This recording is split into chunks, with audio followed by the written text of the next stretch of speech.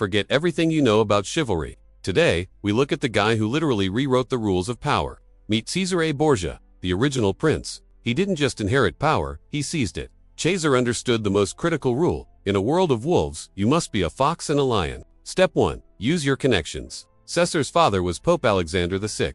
That meant instant access to spiritual authority and a lot of gold. His goal, unite the fragmented Italian city-states into his own private kingdom, the Romagna. It was a plan built on blood, but it required genius. He understood that people respect strength, but they obey terror. He needed to be loved and feared, but since love is fickle, he bet on fear. His policy: eliminate the old rulers entirely. You can't negotiate with a ghost, and they can't plot against you if they are all dead. Cesare was a master of the false peace. He would sign a treaty, share a meal, and then unleash his assassins before the dessert was served. He understood that money fuels war. His tax policy was simple: collect everything, spend it all on Swiss mercenaries, and then repeat. He knew that knowledge is power. His spies were everywhere, watching for signs of rebellion before they could even begin. This was the foundations of the Borgia method, built on personal charisma, limitless ambition, and a complete disregard for traditional morality. To rule the Romagna, Cesare first had to take it. He used a mix of lightning-fast sieges and psychological warfare to break his enemies. But conquest is easy, keeping it is hard. The Romagna was a lawless mess of feuding lords and bandits. Cesare needed a cleaner. Enter Ramiro d'Orco, a man so cruel and efficient he made Cesare look like a saint. Cesare gave him absolute power to civilize the province. Ramiro's policy was simple: execution. He cleared the roads of bandits by putting heads on pikes. The order was restored, but the people hated him. This was exactly what Cesare wanted. He let Ramiro take all the blame for the cruelty, while he sat back and waited for the perfect moment. On Christmas morning, 1502, the people of Cesena woke up to a shock. Ramiro d'Orco had been cut in half and left in the town square. Beside him was a bloody knife and a wooden block. The message was clear: I am your protector. It was Ramiro who was the monster, not me. This move was brilliant. It satisfied the people's desire for revenge and terrified any remaining lords who thought they could be cruel without permission. Cesare then replaced the military rule with a civil court.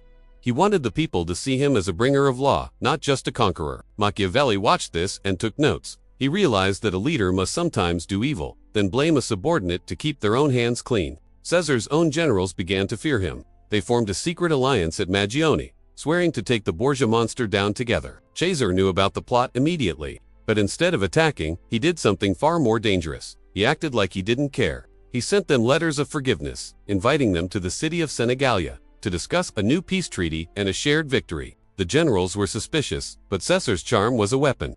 One by one, they walked into the city, leaving their massive armies behind. Cesare met them with a hug. He was the perfect host, smiling and laughing as he led them to a private house for dinner. As soon as the doors closed, the atmosphere changed. The smiles vanished, and the room filled with Caesare's loyal, armed bodyguards. It wasn't a dinner party, it was a court-martial. Within hours, the leaders of the rebellion were strangled by Caesare's favorite assassin. Machiavelli called this the beautiful deception. Cesare had eliminated his greatest military threats without firing a single shot on a battlefield. By the next morning, Cesare owned their lands, their castles, and their gold. He was no longer just a lord. He was the master of central Italy. This was the Borgia policy in a nutshell. Trust is a luxury, but a well-timed betrayal is a necessity for survival. Cesare knew that fear only gets you so far. To truly dominate, you need the best technology. In 1502, he hired a military engineer named Leonardo da Vinci. He gave Leonardo a golden pass, unlimited access to every fortress in his lands. Leonardo's job? Find the weak spots before the enemies did. Leonardo didn't just fix walls, he redesigned them. He moved away from high, thin towers to low, thick, angled bastions that could bounce cannonballs. This was Caesare's fortress policy. If your walls are unbreakable, your enemies will go home without a fight. Peace through superior masonry. Leonardo also mapped the swamps of the Romagna. These weren't just maps, they were topographical blueprints for moving armies through impossible terrain. While Leonardo mapped, Cesare built. He spent a fortune on roads and bridges, not for the people, but to move his artillery faster than anyone else. Cesare understood the policy of optics. By having the world's most famous genius on his payroll, he looked like an enlightened ruler, not a thug. But Leonardo's notebooks reveal a darker side. He designed scythed chariots and multi-barreled organ guns specifically for Caesare's brutal campaigns. This was the innovation policy. Cesare didn't wait for the future. He hired the guy who was inventing it to ensure his own survival. For 1 year, the most ruthless prince and the most brilliant mind were partners. Together, they made the Romagna the most high-tech state in Italy. Cesare's power rested on one pillar: his father, Pope Alexander VI. This wasn't just family love, it was a high-stakes political merger. But there was a problem. His older brother, Juan, was the commander of the papal armies. Cesare was stuck in a cardinal's robe he hated. Then, in 1497, Juan was murdered and thrown into the Tiber River. The culprit was never found. But everyone looked at Cesare's sibling policy was simple. There can only be one alpha.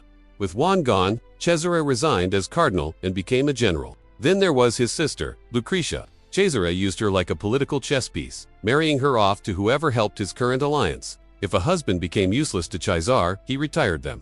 Lucretia's second husband, Alfonso, survived an assassination only to be strangled in his bed. This was the marriage policy. In the Borgia world, a wedding was just a temporary truce, and a funeral was a political opportunity. Despite the rumors, Cesare and his father were a lethal team. The Pope provided the divine right, and Cesare provided the earthly might. But this policy had a fatal flaw. Cesare's entire empire was built on his father's life. If the Pope died, the Borgia magic would vanish. Cesare knew this. He spent every waking hour trying to make his state independent before the old man breathed his last. By 1503, Cesare wasn't just conquering cities, he was building a state. He created a centralized Supreme Court to replace local tyrants. This was his justice policy. He knew that if the common people preferred his laws over their old lords, they wouldn't rebel when he was away at war. He then turned to his military policy. He hated mercenaries. He believed a prince must have his own national militia of loyal citizens. Cesare was dreaming big. He wanted to unite the entire Italian peninsula. He was the first man in centuries to think of Italy as a single country. His allied policy was to keep the French king happy while slowly carving out enough power to eventually kick the French out of Italy. He was at the height of his glory. Cities surrendered just by hearing his name. He was Il Valentino, the star of the Renaissance. But then, the Borgia luck ran out. In August 1503, both Cesare and his father, the Pope, fell violently ill after a dinner party. Some say it was malaria. Others say they accidentally drank poisoned wine meant for their enemies. The poison policy had backfired. The Pope died. Cesare survived, but he was too weak to move, trapped in his bed while his enemies gathered like vultures. This was the collapse of the paternal policy.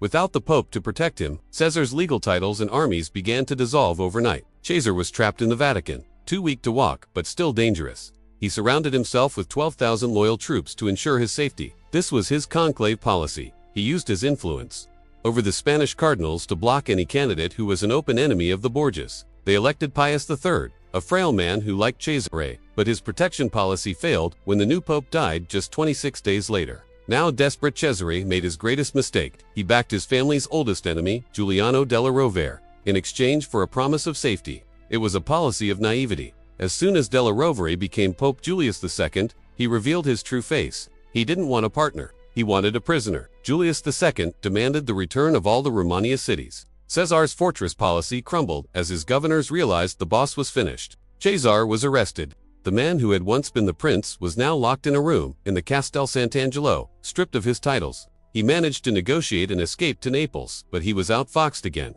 The Spanish arrested him and shipped him across the sea to Spain. For 2 years, he sat in the high tower of Castillo de la Motta. His ambition policy had led him to a stone box in a foreign land. But Cesare Borgia wasn't done. He used a silk rope to climb down the castle walls in a daring, late-night escape policy. Cesare arrived in Navarre with nothing but his name. He sought refuge with King Jean d'Albret, his brother-in-law, offering his sword in exchange for a new start. This was his exile policy. He was no longer the Pope's son or the master of Italy. He was a mercenary general, forced to start his career from zero. King Jean immediately put Cesare to work. He was tasked with crushing a rebellion led by the Count of Leron, a stubborn local lord. Cesare besieged the castle of Viana. He used his blockade policy, hoping to starve the rebels into submission, just as he had done in the Romagna. But his patience policy was wearing thin. Cesare was restless. He felt the years slipping away and his enemies in Italy growing stronger. On a stormy night in March 1507, a supply convoy tried to break through the siege. Cesare saw an opportunity and forgot all his own rules. In a moment of Medici suicide policy, he charged out alone, ahead of his men, chasing the retreating rebels into a narrow ravine. He was trapped.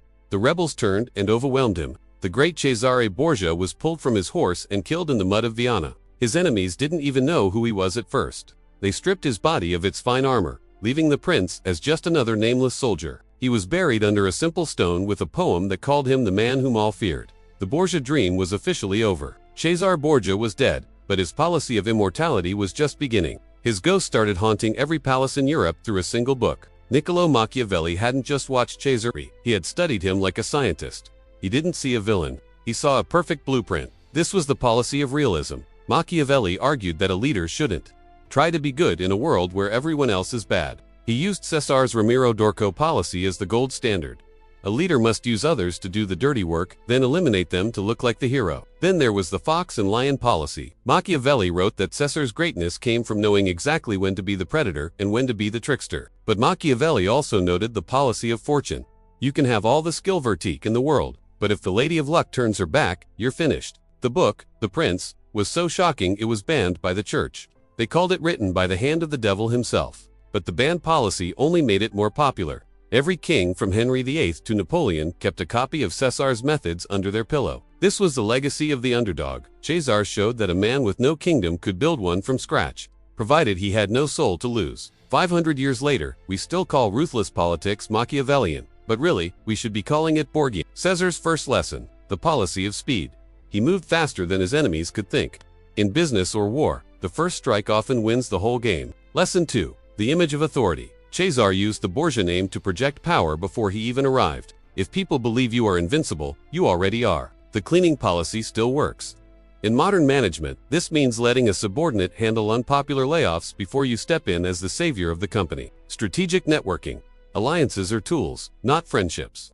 Use them for as long as they provide value, then discard them before they become a liability. Don't forget the contingency policy. Caesar's only real failure was not planning for his own illness. Always have a plan B for when the Pope falls. Hire the disruptors. Just as Cesar hired Da Vinci, modern leaders must recruit the dreamers who will break the status quo before your competitors do. Is it better to be loved or feared in the boardroom? Cesar would say fear, because fear is a tool you control. Love depends entirely on them. The policy of perception. It doesn't matter what actually happened. It matters what the map says. Control the narrative, and you control the history books. Finally, remember that all power is temporary. Even the most Machiavellian prince is eventually just a name carved into a weathered stone. Cesare Borgia, monster or genius, maybe both. He showed us the world as it is, not as we want it to be. What would you do for power?